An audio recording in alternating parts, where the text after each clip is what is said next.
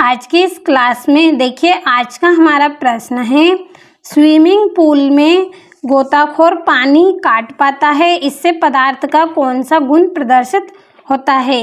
देखिए जो swimming pool में जो गोताखोर होते हैं वो पानी को आसानी से काट पाते हैं, तो उससे देखिए जो पदार्थ में जो गुण होता है वो कौन सा गुण प्रदर्शित होता है। तो चलिए इसको आज हम पढ़ते हैं।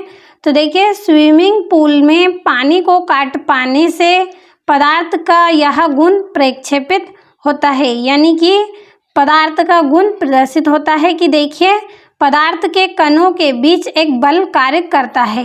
वहाँ पे देखिए जो गुण प्रदर्शित होता है वो कौन सा गुण होता है कि पदार्थ के बीच में कोई ना कोई बल वहाँ पे लग रहा है। तो देखिए कौन सा बल वहाँ पे कार्य करता है, अंतर आणविक बल वहाँ पे कार्य करता है।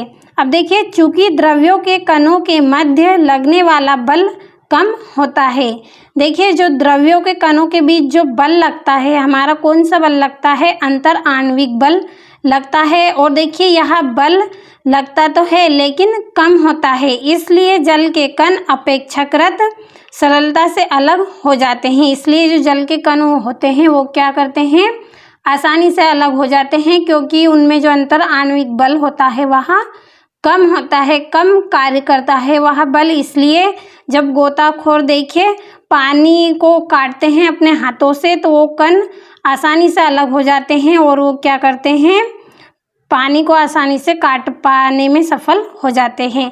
तो देखिए क्या होता है कि देखिए जो जल है हमारा यह क्या है, द्रव्य है। जल किस अवस्था में पाया जाता है, द्रव्य अवस्था में पाया जाता है। और देखिए आपने देखा है कि जो द्रव्य है, द्रव्य के कणों के बीच क्या होता है, रिक्त स्थान होता है। क्या पाया जाता है, द्रव्य के कणों के बीच रिक्त स्थान पाया जाता है। अब देखिए जब उनमें रिक्त स्थान है तो वहाँ पे एक बल कार्य करेगा, कौन सा बल है, अंतर आणविक बल है।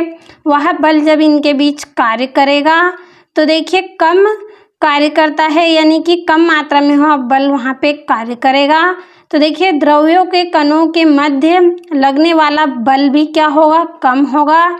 इसलिए जल के जो कण होंगे वो क्या करेंगे, अपेक्षाकृत सरल हो जाएंगे। किसकी तुलना में, बल की तुलना में वह क्या हो जाएंगे, अपेक्षाकृत सरल हो जाएंगे और देखिए आसानी से अलग हो जाएंगे। तो इसलिए जो स्विमिंग पूल में जो गोताखोर होते हैं वो अपने हाथों से पानी को आसानी से काट सकते हैं। तो देखिए आपको यहाँ पे अच्छे से समझ में आया होगा कि यहाँ पे पदार्थ का कौन सा गुण प्रदर्शित हुआ है।